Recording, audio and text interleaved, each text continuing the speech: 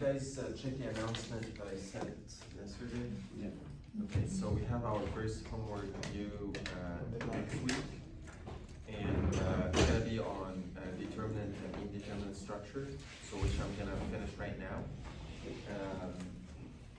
So last time we were talking about the rules to use how to quantify the degree of indeterminacy, and we were talking about geometric unstable structures, determinant, indeterminate structures, and external and internal indeterminacy, okay?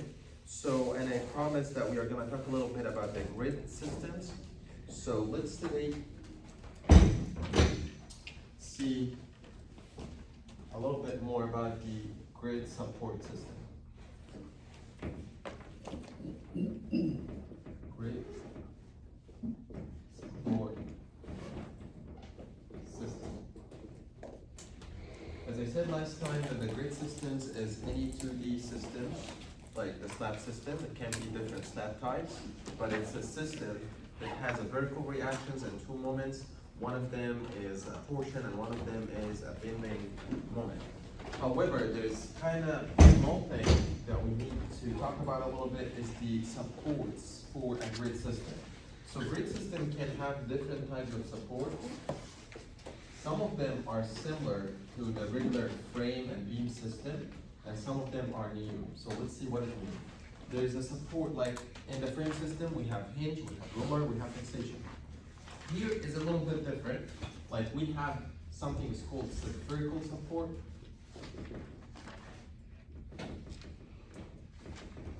And we have cylindrical and fixation. Let's see what is the difference. Fixation is the easiest one. Let's put it first. So fixation is something, as we all know, something like this. But in a grid system, the fixation is like, this is my grid system, and I'm fixing this side. So when I fix this side, that means I restrain this side from going up and down. And we agreed that there is no X movement, so there is no X reaction, so it's always Z reaction. And when I fix this, I restrain this from bending moment. So bending moment is not allowed here. And the same thing, there is no torsion. This one cannot bend here. So the fixation has three reactions. The first are the Z reaction. We can call it, for example, Q or FC. And also bending moments. Okay, I'm gonna draw, we agreed last time that we are gonna use different symbols for bending moments. We are gonna have something like this, and something, for example, like this. You guys tell me, is this moment or torsion? Torsion. Torsion, right? Because this is something like this if I use my right hand rule, and this is that my finger is this way, so it's a torsion, and it's this way. And it's a torsion reaction. That means that this beam is wanna have a torsion this way, and this is the torsional reaction. This one is a bending moment, and the direction of this bending moment is this way because I put my finger in the direction of the arrow, and I'm gonna make something like this. So that means this beam wanna bend this way, and the reaction bending moment is in the other direction. So this is how the reaction look like on a fixation in a grid system. So let's look at the cylindrical support. Cylindrical support is kinda like a roller, but it's not exactly roller, but I'm gonna show it to you. It's like a cylinder, something like this, right? And you have,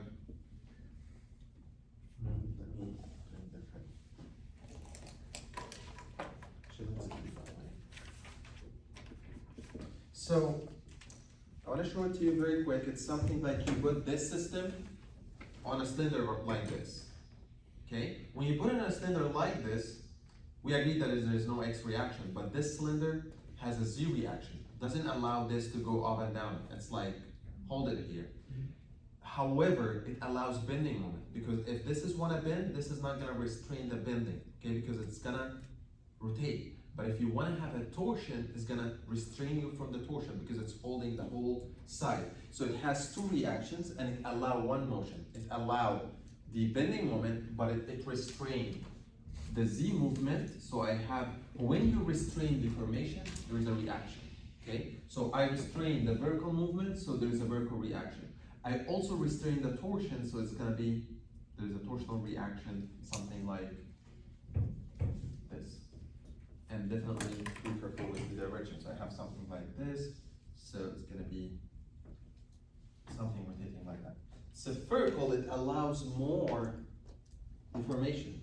So spherical is like you have a sphere, like imagine it's like a soccer ball or a tennis ball or a basketball, something like this, and not a circle, sphere, okay? But that's like side view or something, okay? So if you have a sphere resting, sphere is here and this is on a sphere.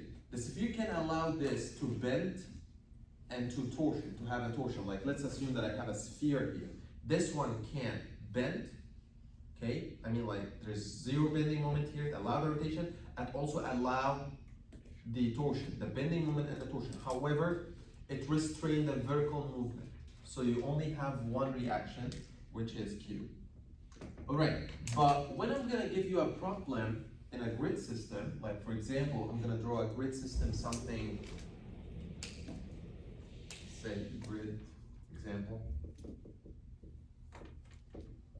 As we said, it's gonna be 2D. I'm gonna draw either the spherical or the cylindrical like a hinge. Both of them is gonna be like this, okay? And I'm gonna tell you the problem. Assume spherical support or assume cylindrical support. So like for this example, I'm gonna say assume cylindrical hinge. Assume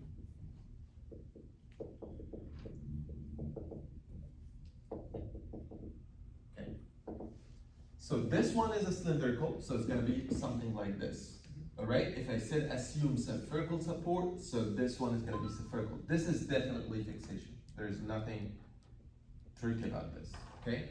So if I ask you to find the degree of static indeterminacy of this system, do you guys know what we should do? Do you guys remember the rule IS? Degree of static indeterminacy? What is it? 3 multiplied by the number of members plus the reactions plus the rotational springs if there is any, minus 3 joints plus S. That's the unknowns and that's the equations, okay? All right, so how many members do I have here? 2. How many reactions? That's the tricky part when I say assume cylindrical hinge. 5. This one has 3, exactly, and this one has 2 because it's cylindrical. But if I said spherical, so I only have one reaction here, and the number of reactions is going to be 4. So that's why I'm saying keep attention, okay, to the type of the hinge. All right, so the reaction is 5. The number of joints is 3. What else? I don't have rotational springs. I don't have S. So RS is equal to 0 and S is equal to 0. So let's solve this. We have 3 by 2. Okay, before I run this equation, what do you think? How many degree of static indeterminacy is this grid? Before I solve this equation. 2. Just common sense. 2. Why? Because this grid only needs this fixation to be stable. He doesn't need this support, and this support has 2 reactions. And I don't have any vents or any closed loops. So it's an open grid, and it has a support that is not needed. So I have 2, and they are internal or external? External, because they are in a reaction. So I have, let's write the equations. 3 by 2 plus the reactions is 5 minus 3 by 3. So this is going to be 6. 6 plus 5 is 11. 11 minus 9 is going to be 2. That's, you should know the answer before solving it, unless it's a very complicated one. So you have to think about it more. All right, let's make it a little bit difficult. Like, I have a cylindrical hinge here, and another cylindrical hinge here, and a fixation here, and cylindrical hinge here. Before I solve this, do you guys know how many degree of static indeterminacy is this problem? 6, right? Because I only need this fixation to make this as a stable, so I don't need this or this or this. So that has 2, and that has 2, and that has 2. So 2 plus 2 plus 2 is 6, so that this is a 6 statically indeterminate, and they are all external. Okay, so if you want to run the equation, so the number of members are 5, the number of joints are 1, 2, 3, 4, 5, 6, so we have 6 joints. The number of reactions, I have 6 here and 3 here, so it's 9. RS is 0, and S is equal to 0. So IS is going to be 3 multiplied by the members, which is 5, plus the reactions, which are 9, minus the joints 3 multiplied by 6. So this is going to be 15. 15 plus 9 is going to be 24. 24 minus 18 is going to be 6. All right? So that's for this problem. Okay, so right now we have open grid. Let's have grid that has a closed loop. Okay, so maybe something like this.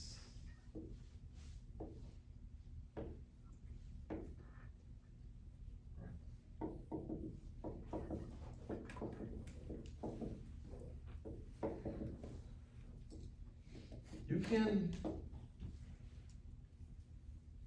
visualize this grid like a Banal beam system. Do you guys know the Banal beam system?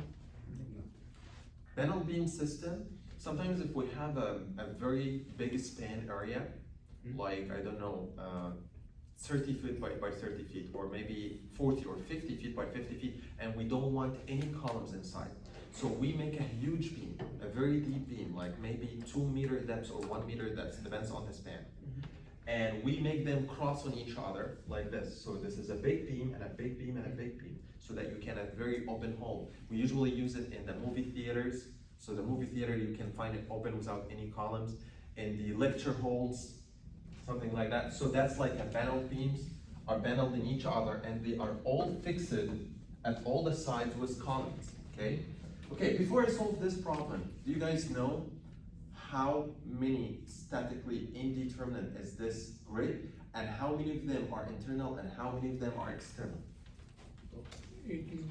Okay, I don't know. Let's do the thought process, okay? So I can say that one fixation is enough to make this a stable, okay? So it doesn't need all these fixations. So I have 3 unknowns here: 3, 6, 9, 12, 15, 18, 21. So I have 21 external unknowns that this structure doesn't need to make it stable, but I still have a loop here. I need to open it. So I have another 3 internal, so that's gonna make it 24. So let's see what we have here, 24. Let's solve it. Number of members: 1, 2, 3, 4, 5, 6, 7, 8, 9, 10, 11, 12. I have 12 members. Number of joints: 1, 2, 3, 4, 5, 6, 7, 8, 9, 10, 11, 12. I have 12 joints. Number of reactions: I have 2, and this is 4, 6, 8 by 3, it's 24 reactions.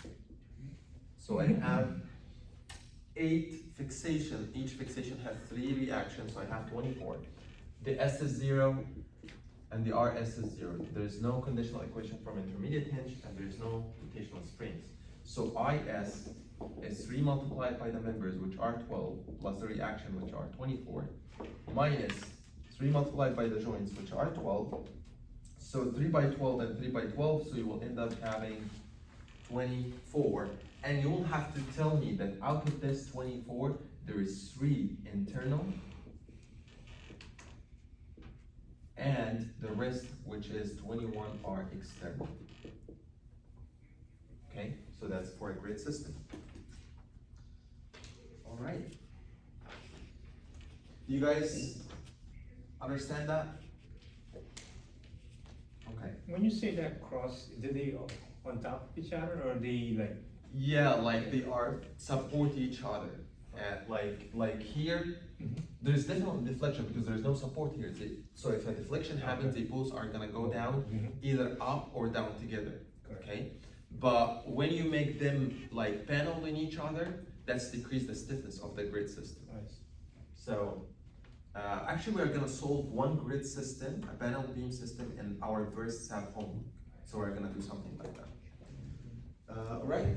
So we are done with the static indeterminacy topic. So today we are going to start a new topic, which is the degree of kinematic indeterminacy.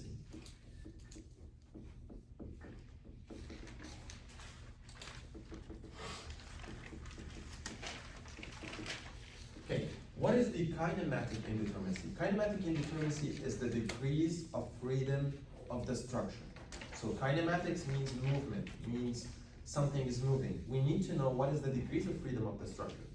Why do we need to know the degrees of freedom of structure? That's very, very important to know where the structure deformation is going to happen. Like we were talking to like a few minutes ago about this point.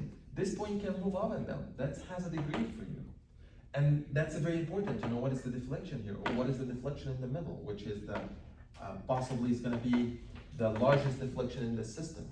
So we need to know the degrees of freedom because that's a very important topic in structural engineering. Even when you do lateral analysis for buildings, we need to know the degrees of freedom of the structure so that we can know how much displacement our building is going to have. Because where you have degrees of freedom, where you are going to have displacement. And displacement is one of our restraint when we design a structure. Like when I design this system, we have limitation on, like we design for bending moments and everything, and once we are designed, we do summit checks. Even that your design is very good, like we went by the code, but if the deformation in the midspan of the slab exceeds something, you have to do something about it. Because that is gonna affect something that's called the serviceability of the usage of the space. Like for example, you designed by the code and did everything, and then you check the deflection at the midspan and you found it like 2 centimeters, and the allowable deflection is 1 centimeter. Why there's allowable deflection? Because the structure is gonna be safe, even if it's 2 centimeter, but it's not gonna be it's not gonna be good from the serviceability side. Like it's not gonna be comfortable like walking on a floor that is making all this displacement. Same thing, you can design a tall building, 100-story building, and this building is making a 0.5 meter displacement at the top. There is even the structure is safe to make 0.5 meter because we designed and everything is by design, but it is not good for the people that live in the story number 90 to see the water is like in their cob is going up and down, you know? So we need to limit that. That's why they put limitation on the deformation at the top of a tall building, the height over 500 or the height over 400. So the more that you limit the deformation, the more that the building is going to feels comfortable to live in. So we are talking about something else, not the safety, the comfortability. Okay, so that's why when we talk about deflections, yeah. How will you restrain the drift? You like make the cross section bigger. Like when we talk about slab system, that's why they say when you design a slab, the first thing you assume the thickness of the slab and then get the reinforcement. And with the assumption of the thickness is based on the comfortability. Like they say, assume that the thickness of the slab is the L over 6 or L over 5 or L over 10. Depends on the system, like if it's a beam, if it's a slab, if each system has like something to start with. So that's what we do in design. We assume something, like we assume the thickness and we come with the reinforcement. Okay? All right, so that's why we need to know what is the degrees of freedom of the structure so that we can determine the deflection, because the deflection is coming from degrees of freedom. If you restrain your whole structure for movement, so there is no degrees of freedom. Okay, so let's put some rules. So since we had rules for the degree of static indeterminacy, we have rules for the degree of kinematic indeterminacy. So number one, the truss system. Let's say 2D truss, because we have 2D and 3D. 2D truss. In 2D truss, the degree of kinematics, so IK, is equal to 2 multiplied by the number of joints minus the reaction. The 3D truss, IK is equal to 3 multiplied by J minus the reactions.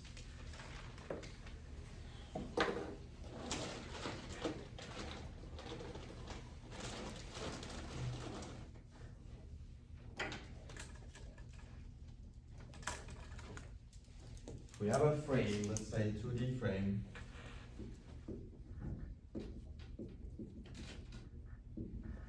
Ik is equal to 3 multiplied by j plus s minus the reactions.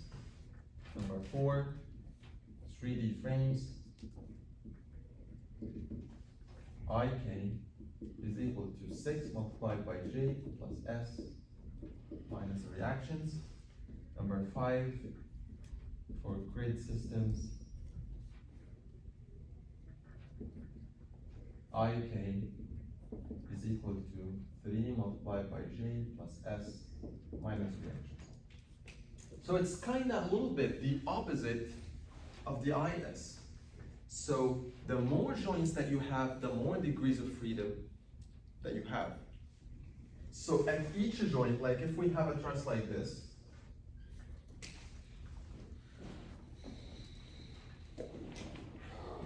and we have a roller, and this is our truss.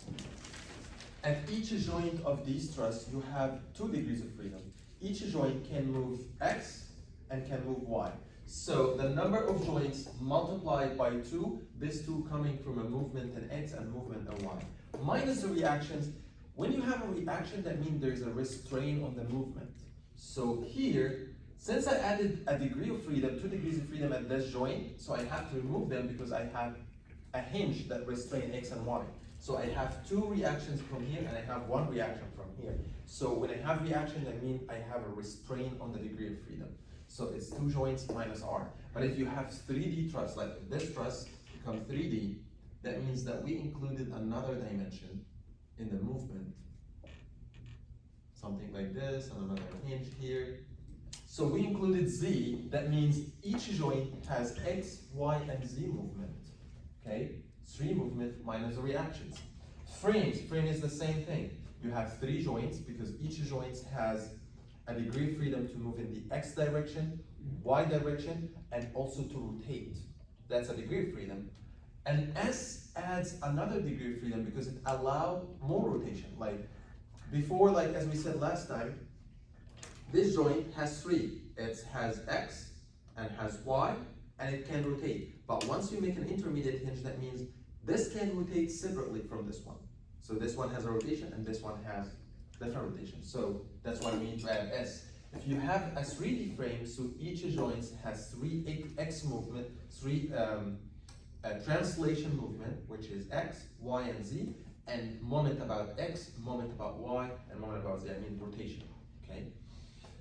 All right, and then the grid system is like the frame system. 3 at the joints, but this 3 is different from this 3. What is the difference? Torsion. Now we have torsion. This one is 2 translation, 1 rotation. This one is 2 rotation and 1 translation at each joint.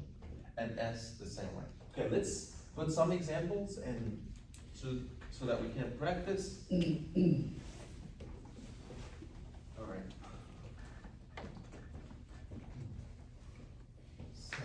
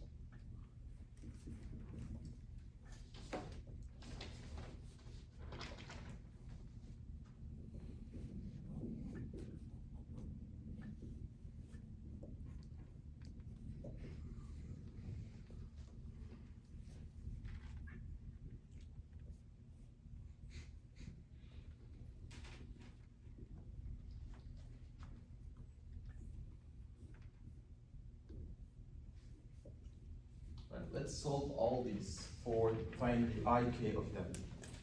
Alright, just one rule I wanna tell you guys about it. When we write the degree of freedom on a member, like if you have a structural member like a beam like this, we always start from the left to right, like start putting the degrees of freedom on the left support, and the X degree of freedom is number 1, and number 2 is the Y degree of freedom, and number 3 is the moment degree of freedom, okay? If we get to this joint, it's gonna be here, 4, 5, and 6, and that's the positive directions. That's how we put the degrees of freedom on structures, okay? So if I have a member in the air that can move, so I have a joint here and a joint here, so I have 3 degrees of freedom here and 3 degrees of freedom here. So that's how it is look like. But once you put, like for example, a fix it here, so basically you are canceling this 3 degrees of freedom, because you put a fixation, limitation on these 3 degrees of freedom. And if you put a fix it here again, you cancel this 3. And this is where you will end up with 0 degrees of freedom here. This doesn't have any degrees of freedom. Here and here, okay? And when I talk about it, I talk about the important joints or the main joints in your structure, which is this joint and this joint. However, someone will tell me, yeah, if I look at just these 2 joints, this one has 0 degrees of freedom, but how about all the structure here? This one has degree of freedom, this one has degree of freedom, this one has degree of freedom. We don't look at this right now, we are looking at the supporting system, okay? We'll look at here and here. This where we have joints, or if there's an intermediate hinge, we look at this one, okay? All right, so what if I have something like this? How many degrees of freedom do I have? 1, right? Because right now I released what here? Rotation, right? I restrained X and Y, and I only have 1 degree of freedom, which is rotation here, and the positive direction is in this way, so that's 1. How about this one? 2, which are? Translation, so I'm gonna put the translation number 1 and the rotation number 2. But the Y one, the Y direction, there's no Y movement. How about this one? 2. Just think a little bit. You can say 2, because you will tell me, okay, the X direction is restrained by the spring. However, the springs allow movement. So there's X direction motion, because this one, if you put heat underneath this beam, it's gonna expand, and this spring is gonna allow the expansion. So you still have 3. So springs is like, doesn't limit the degrees of freedom. It restrains them a little bit, but not restricting them. Okay, so you have 1 here, 2 here, and 3 here, okay? How about this one? Same thing, it's just different direction. So I still have 3, 1, 2, and 3. And look how I number them, X, Y, and Z. 1, 2, 3. How about this one? This is a little bit tricky. So it's a joint, right? If it's a regular joint, I'm gonna put 3. Like if it's a regular joint, I'm gonna put, okay, it's 1, 2, and 3, right? However, this is an intermediate hinge. The rotation on the left is different from the rotation on the right. So I have to put 4 on the other side, okay? Because intermediate hinge allow different rotation on both sides, okay? Like this one, okay, it's gonna be 1, 2, and 3. That's an easy one, like this. Look, this is the same like this, is the same like this. All right, how about this one? 2. What are the 2? Vertical and rotation. Vertical, I have 1, and rotation is number 3. How about this one? The guided support. Guided support, we talked about it last time. Yeah, It's like fixation, but release only one thing, or just one, which is here. It's in the direction of the rollers. It's number 1. This is also guided support. It restrains the moment and restrains the X direction, but doesn't restrain the Y direction. Okay? All right. How about this one? How many degrees of freedom did I have? 3. I have rotation here, and I have X, and I have rotation. Okay? How about this one? Much bigger. We can start from here, going hinge by hinge, or joint by joint, until we come all the way down. How many do I have here? By the way, when I make something like this, that is the same like a hinge. Still bend support, okay? So here I have rotation, 1, and here I have 3, 2, I'm gonna write 2, 3, and 4. Here I have 4, which I start from 4. This is gonna be 5, 6, 7, and 8. And then this is gonna have 9, 10, 11, and this is one is gonna have 12. I have 12 degrees of freedom in this structure. This one has 1, 3, 3, but if you find intermediate hinge, it has 4, and this one has 1. All right, how about this one? This is very easy, however it looks like it's a complicated structure. We only have 3, just this joint, because it's restraining all the movement here. So I only have 1, 2, and 3. This one, Go ahead. I have 3, 3, 3, 3. So 4 by 3 is going to be 12. Excellent. So I have 1, 2, 3, and then you can number them. All right. How about this one? 18. This one has 3, 3, 3. So that's 9, and another 9. So it's going to be 18. So I have 1, 2, 3.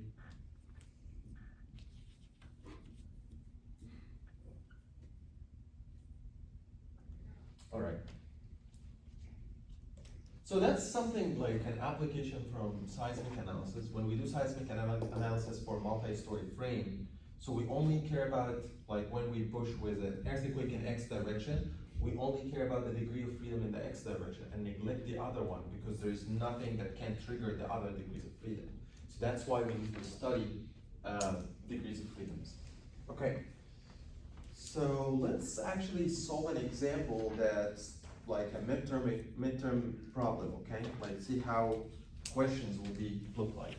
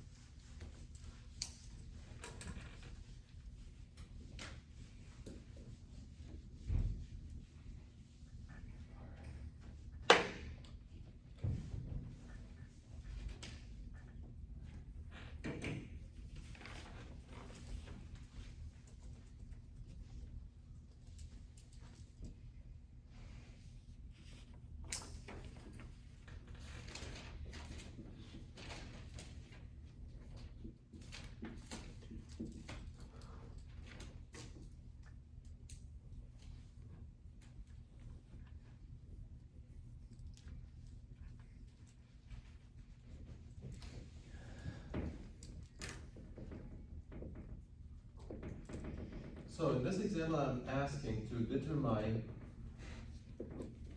IS, IK, and show, look at this. If I'm saying this problem has 20 points, determining IS and IK is a 10 point, showing the redundance and degrees of freedom is another 10 points, okay? I ask you, after you determine IS, show me where are the redundants and where are the degrees of freedom. So let's do that. All right, to start this problem in the exam. The bottom corner is a roller, right? Yeah, this is roll. So to solve this problem in the exam, first you can start by counting the members, joints, and everything. Yes. So what is the number of members? Okay, so in this one, I'm gonna assume that this joint are like these two together is sticking together, okay? So this point, we either move together or stay together, not separate, okay? If you count them as a separate, you can't count the joint here, and these are gonna be 2 members. If we say that they are together, so that means 4 members and they're joint in the middle, okay? All right, so the number of members, I have 4 in the middle, 5, 6, 7, 8, so it's 8 members. Number of joints, have 1, 2, 3, 4, 5, 6. So you'll tell me, how many joints do I have here? I can say that this is a joint and this is a joint. What I did here, I just made the intermediate hinge a little bit far from the frame so that you can understand that this one is not fixed with the frame. Okay, so these are all one joints. In real life, you are gonna see them as a one joint, but I just made it like this mathematically as a visualization so that you know that they are not together. Okay, all right. So the number of joints is fine. So we have the reactions. How many reactions do I have here? Four. How many rotational springs? One. Let's go to the tricky part. How many S do I have here? One. I have intermediate hinge here, intermediate hinge here, and another one here. This one, give me how many equations? One. One. Why? Because it connects two structures. This is structure and this is structure. Correct. If I draw this like this, that's gonna be completely different problems. Three structures are connecting with this one. That's why I put it a little bit away so that you understand that they are not all connected with the intermediate hinge. Okay, so I have three equations, one coming from here, one coming from here, and another one coming from here.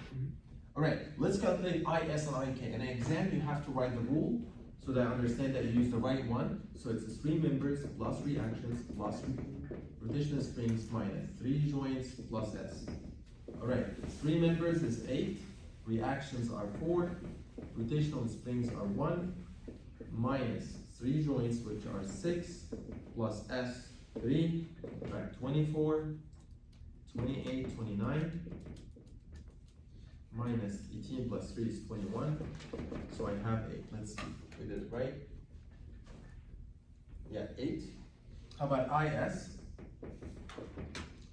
IS, we have the rules over there. As far as I remember, it's 3 joints plus S minus R, right? It's over there. It's IK, right? Yeah, the IK, sorry. The kinematic indeterminacy. I have 3 multiplied by 6 plus 3 minus 4. Okay, I have here 18, 21 minus 4, so it's gonna be 17. All right, so right now we've got 10 points from this problem. Let's get the other 10. To get the other 10, you have to draw this structure 2 times. One for the redundance and one for the degrees of freedom, separately, okay? All right, let's draw them. I have this structure here.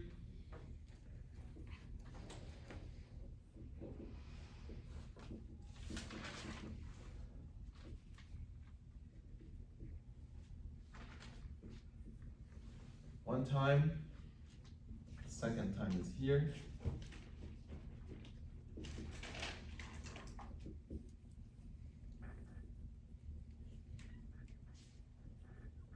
Right? This is the rotational spring. I draw them 2 times.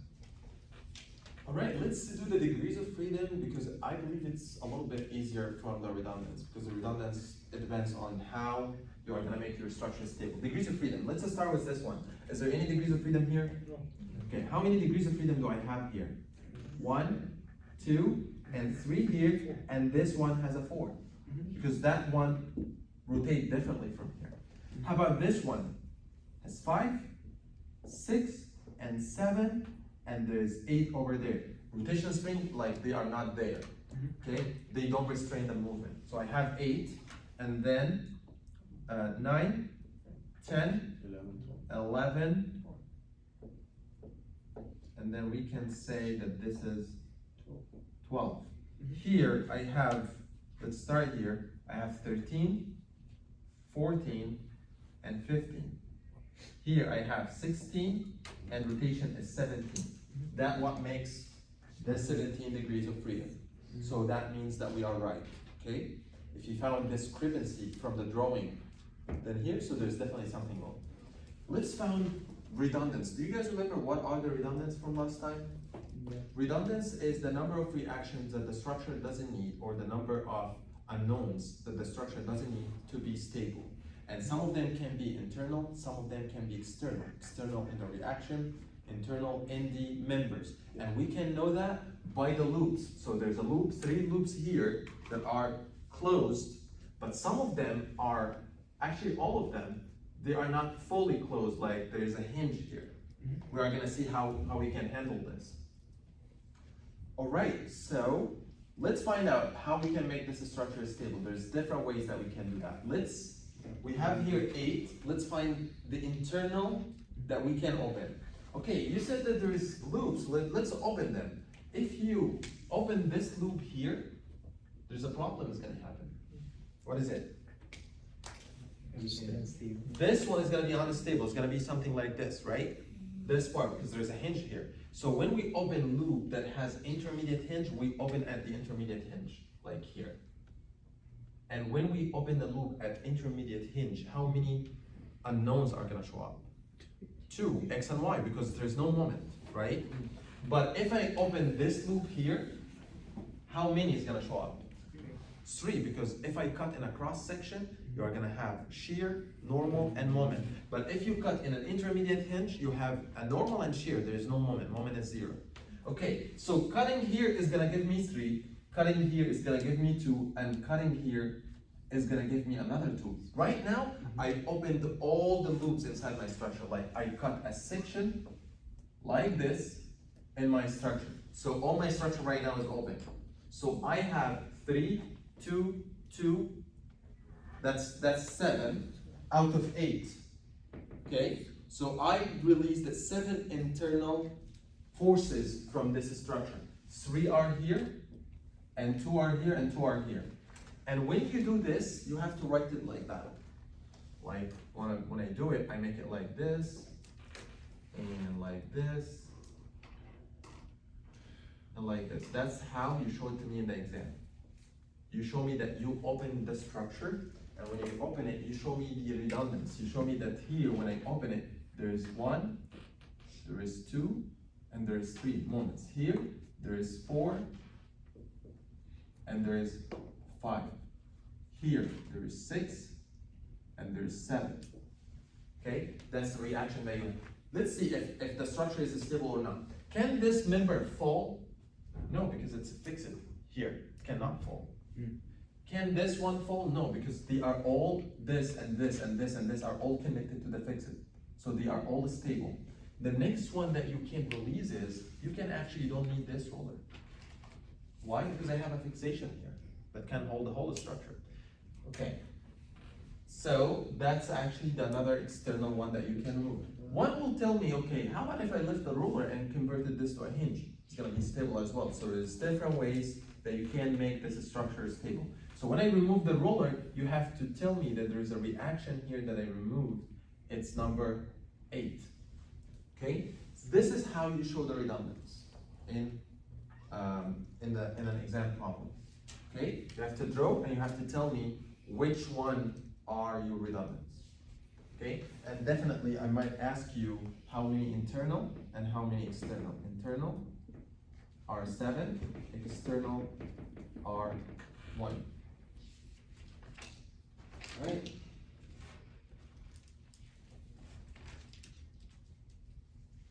Does anybody have any question? I have a question in this example over here on the right. This one? When you open it, do we count things as 2 members or still being 1 member? Well, the counting was at first. Yes. When we are done with the counting. Got it. When we start opening, we are not counting anymore. Perfect. We are trying to find how many internal forces. Because it was 1 member, we are just open it so that we can show the reactions. So the reason for opening to make it determined, so when you take a moment at a specific support, you can show all these forces when you take the moment. But once it's closed, you cannot show these forces. All right. Okay, I want to give some hints. Let's see.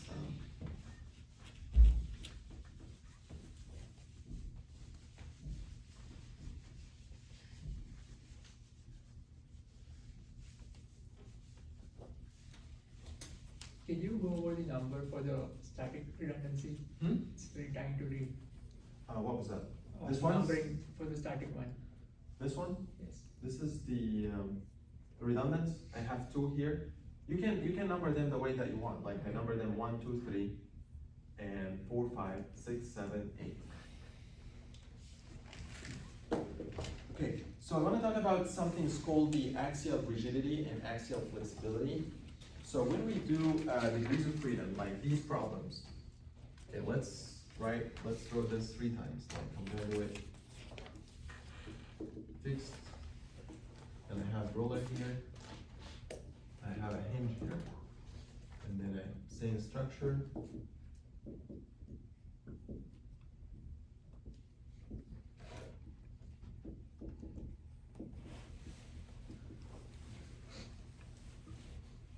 All right, so I'm asking you, let's find the degree of kinematic indeterminacy for this structure. How many degrees of freedom for this one? Okay, you guys tell me, how many degrees of freedom in this one? This is frame. 3, You have 3 here. 6, 6. 4, 5, 6, right? How? I have 1, 2, 3, and I have rotation here 4, and I have 5, and I have 6, right? All right, so that's assuming that all the members are axially flexible. What does it mean by axially flexible? That the members can elongate, okay? Like if a member can have normal elongation. But what if I told you in the exam, assuming axially rigid members, like the members cannot elongate? If I told you this is what we call axially flexible members, axially flexible members. If I said axially rigid, it's gonna be different. Axially rigid, that means if degree of freedom number 2 happened, that means that this member need to have an elongation.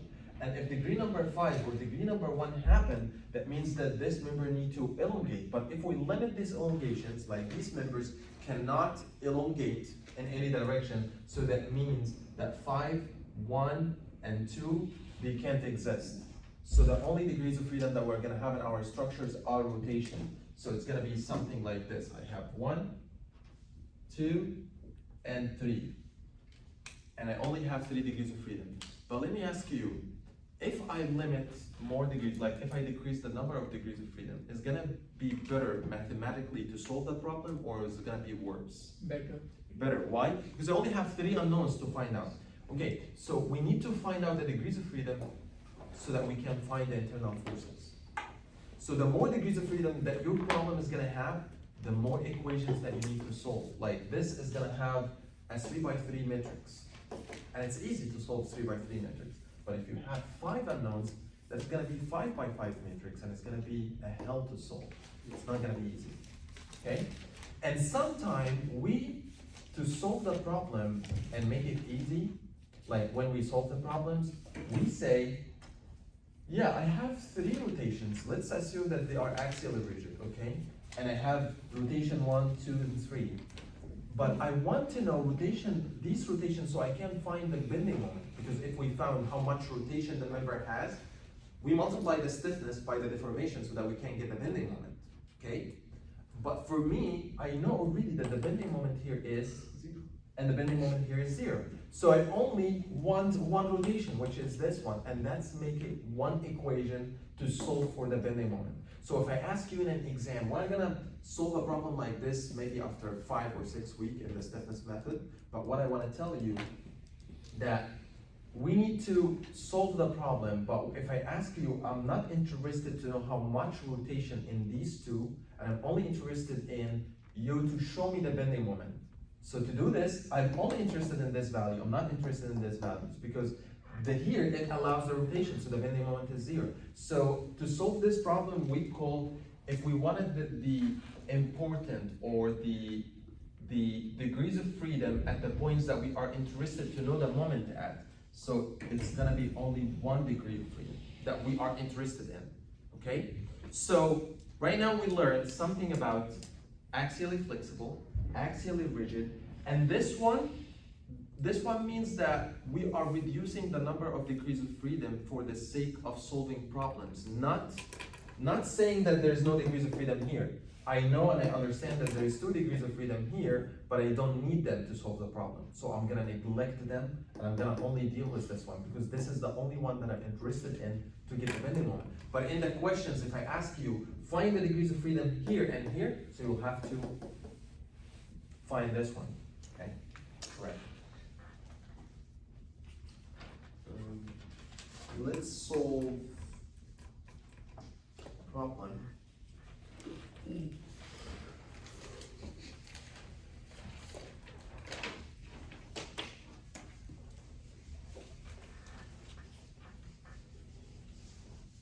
Okay, I'm gonna solve the last problem in this topic, and then we are gonna move to another introduction to our topic for next lecture on Thursday.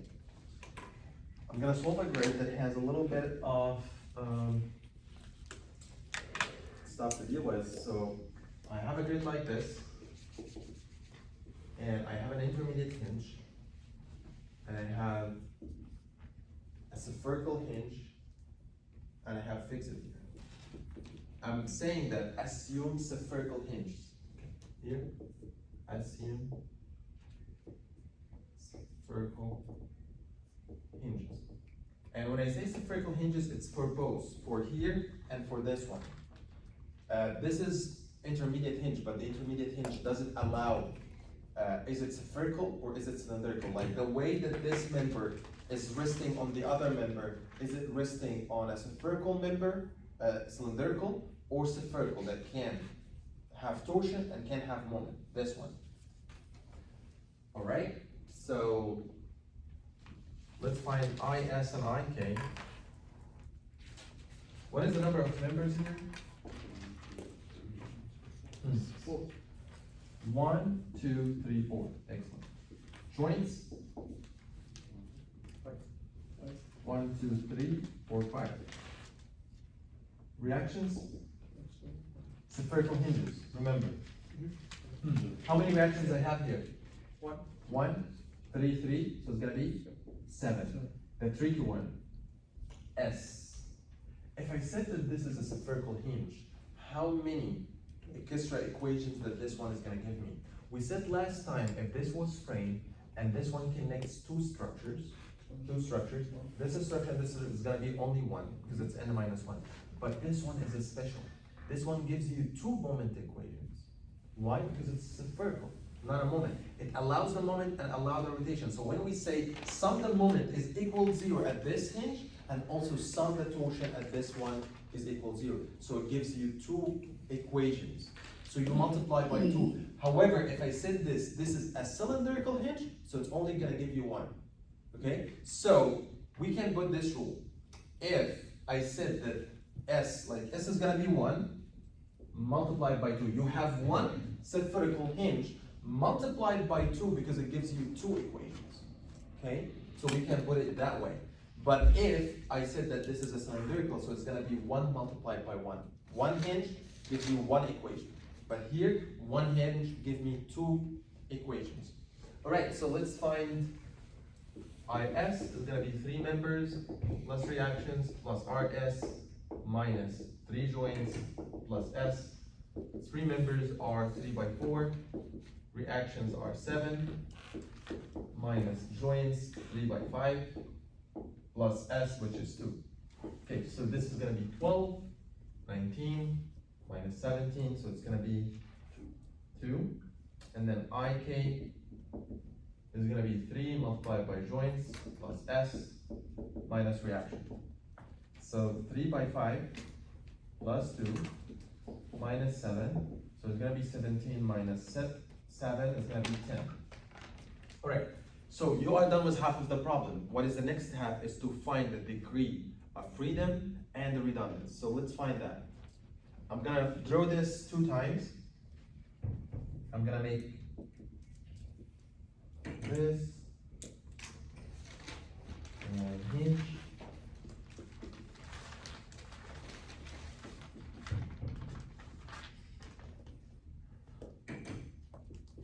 Okay.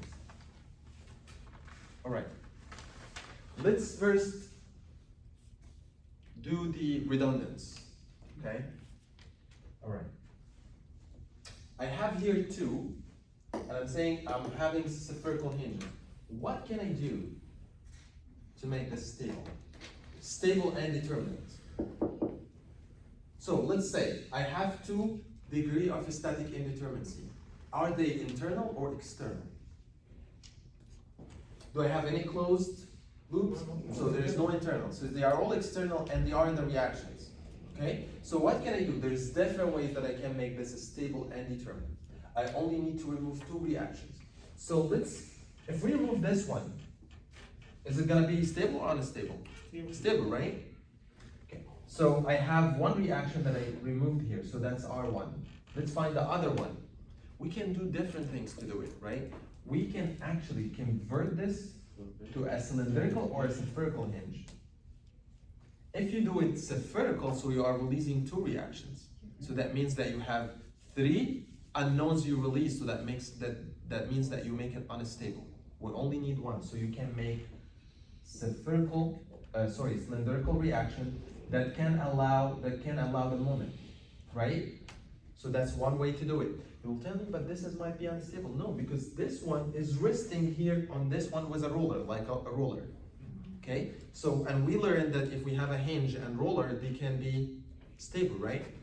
So that's one way to do it. And actually there's other way to do it. Like I can, for example, I can release this one from this one. Like I can separate the 2 structure and show the reaction, like it was internally. How? Like I can do it this way. I'm gonna write it here. Like you have fixed here, and you have this fixed here. These 2 structures, when you separate them, both of them are stable. Where are the redundants? I have one here, R1, and once I separate this from this one allows the moment and the torsion. So they are resting on each other just to restrain the vertical movement, but they can move this way and can move this way. So if I separate them, that means this one is resting on this one. So the unknown is the reaction from this on this one. So it's basically, if we say here, this is R2 and this one is R2 because they are resting on each other. You can separate the structures, something like this. Okay? So basically you have a fixed structure that is stable and a fixed structure that is stable. Both of them are determinate and stable and you can solve them. Okay? Alright, does anybody have any question on this? You can find whatever easy way that can to show the redundance. Okay? Alright, but here we make the redundant, one of them are internal. Like something, well, we can say it's reaction as well, like external, because we don't have any closed loops. Alright, so let's show the degrees of freedom. It's gonna be a little bit difficult. Do we have any degrees of freedom here? No. Okay, so let's start right here. I have 1, and I have moments. So the moments is gonna be something like this, and, sorry, that's not 1. And 1 is like vertical. 1, and 2, and 3. I have 3 moments. 2 moments and 1 vertical reaction. Like this point can rotate this way or can rotate this way. So I showed 1, 2, and 3. Do you guys remember what is the difference between the grid and the frame? Yeah. Frame has 2 translation and 1 rotation. Grid has 2 rotation and 1 translation, and the 1 translation is up and down. Okay? I can do the same with this point.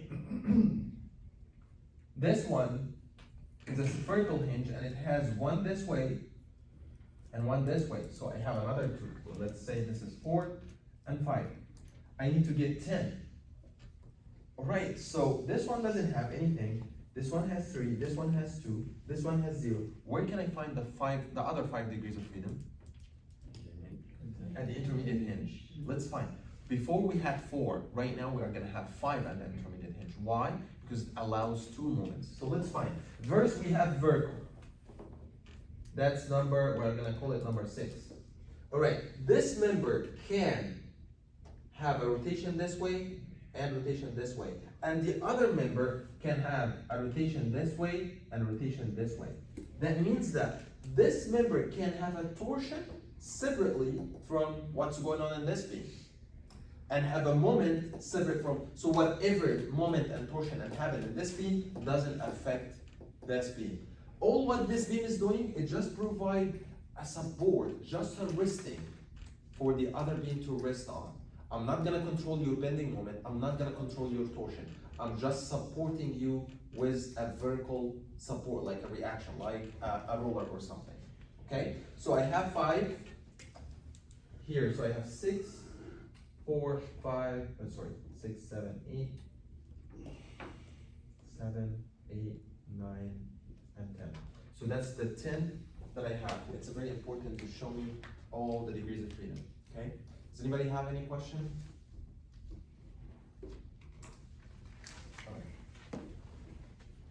The grids is a little bit difficult because it's a new system that you might not have studied before. So I have everything written in the notes. You can get back to the notes, study them, digest what they are in the notes. If you have any questions, come back to me in my office hour and we can discuss it more.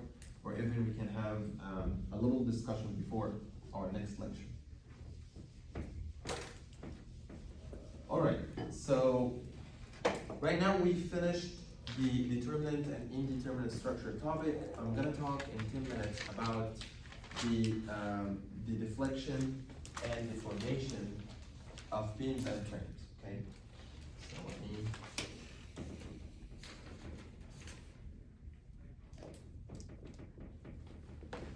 deflection of beams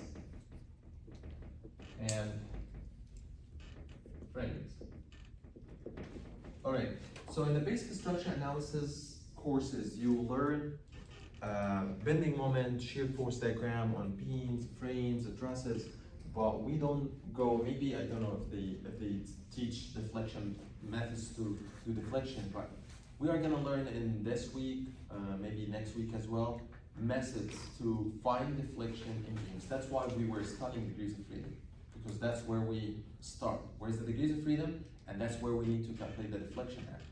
So there's different ways to calculate deflections. Do you guys know any of them? Do you guys know that there's a method it's called double integration method? Double integration method. And this one will need you to refresh some of the math background that you have. And we are gonna study this one in detail. And there's one is called moment area method. We're not gonna study this. And there is one, it's called elastic load method. And we're not gonna study this one either. Number 4, it's called conjugate beam method.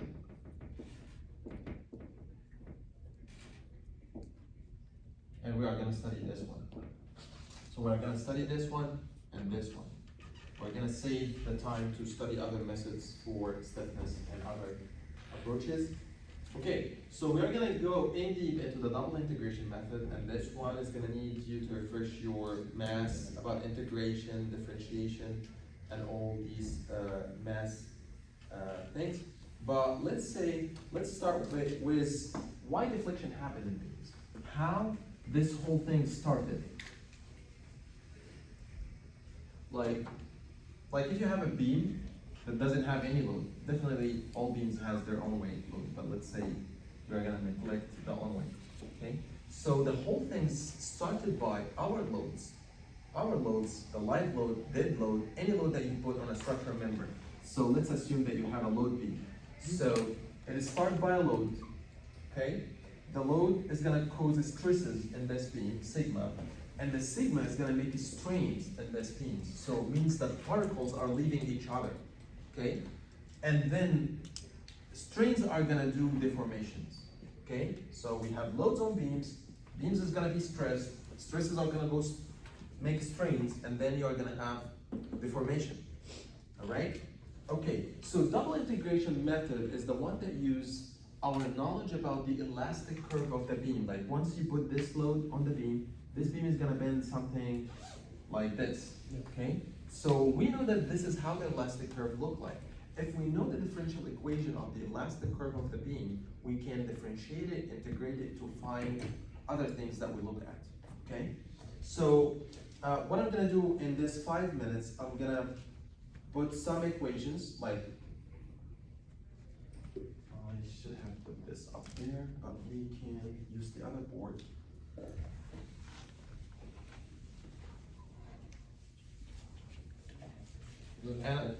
And I'm gonna start with like a fixed beam. Like let's assume that we have a cantilever.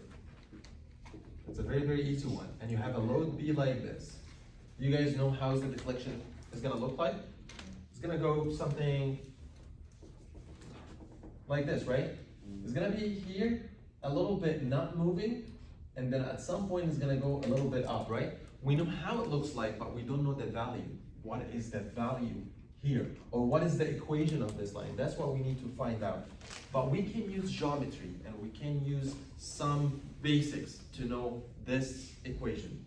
All right, so if we take like 2 points on the elastic curve of the beam, like let's say that this is the beam, and this is the elastic curve of the beam, okay? And I'm gonna take, here's A and here's B. This is D2, but what I'm saying is, what I wanna say, the distance between these are very, very small. Just make it big so that you can see it. But I'm gonna take an infinitesimal distance from A to B, so the distance between them is gonna be ds. And ds is on the curve, but if we take the horizontal projection, it's gonna be dx, okay? And if like from here to here is dx, and from here to here is dy, okay? So if we need to find the slope from A to B, we call it d theta. From this point to this point. And definitely, do you guys know what is d theta is gonna be equal to? No, not d theta, the angle is gonna be, let's call it actually theta, not d theta. dy over dx. Yes, exactly. So if we have this as theta, so tan theta, the angle is the opposite over the tangent, so it's gonna be dy over dx, right? But theta is very, very small angle, because the cantilever is not gonna make all these distances. We're just like showing how it is look like. So the angle is very, very small. So for small angles, we can say, like, if you put tan 0.001 degree on the calculator, it's gonna give you 0.001. If you put sine 0.001, it's gonna give you 0.001. Theta, this is equal theta, because in a small angle, tan theta is equal to sine theta equal to theta itself, okay? So that's how it's look like. All right, so that's the angle of the slope at A, okay? But if I wanna know the change in angle between A and B, like if you put like a tangent, like here, it's gonna be something like this, at B is gonna be something like this, so the change in the angle is d theta. Like the angle at A is theta, it's a little bit bigger, but between A and B is a very, very small. Why? Because we take a very, very small distance. And d theta, since this is a part of the curve, so if we try to draw this circle that has A and B on the same curve, like let's assume that this is a curve like this, and this is part of a circle. And this is A, and this is B, and this is the distance ds. And the change of the angle between A and B is equal to this one, d theta, okay? And this is the radius of the curve, we call it rho, okay? This is the radius of the curve. So if we wanna know the value of ds is equal to rho d theta. How? If you wanna know the linear distance on a curve, you multiply the angle that this distance is corresponding to by rho, and this is how we came up to the perimeter of a circle. The perimeter of a circle is 2 pi r. What is coming from? It's coming from, because this is all angle is 2 pi, and you multiply it by the radius. If you want to know a quarter of an angle, so it's 2 pi over 4, which is the 90 degree, by r. If you want to know this part, you find this angle in radian and multiply it by r. Same thing that we did here. D theta multiplied by rho, it gives you this distance of the circle. All right? And we already know that d theta is equal to dy over dx. No, actually, this is theta, rho d theta. Well, let's hold on this a little bit. But what I want to say is ds here, and since also this is very small, like ds is almost equal to dx, because dy is very, very small. This is also one of the assumptions that we can do when we have infinitesimal distance. ds is equal to dx. So we can actually put here that dx is equal to rho d theta, and we can say that d theta by dx is equal to 1 over rho. And this is very, very important quantity that we call it curvature. The rate of a change of theta with respect to the distance x, okay? Or ds, both of them are the same because they are almost the same, almost equal to each other. So this is xc, and we call it xc, curvature. So for next time, what I want you to know that we have something is called y, something is called theta, something is called xc. Y is the deflection. That's y. And we have delta y, which is the small one. Theta is the slope. Xc is the curvature. What is the difference between them? The deflection is is how much deformation at the point of interest. Okay? The slope is the rate of a change of the deflection, which is d theta, which is dy dx. The curvature is the time rate of a change of the slope, d theta dx. Okay? That is the three quantities. Next time, I'm going to start this whole thing from first. I just want to do introduction for next time so that you can get prepared. Try to read a little bit, but I'm going to do this whole thing from first, like this one. Okay? But maybe go over it and then we can start again. Okay? All right, see you guys next time. Professor, are we going to upload on the live stream? Yeah, today.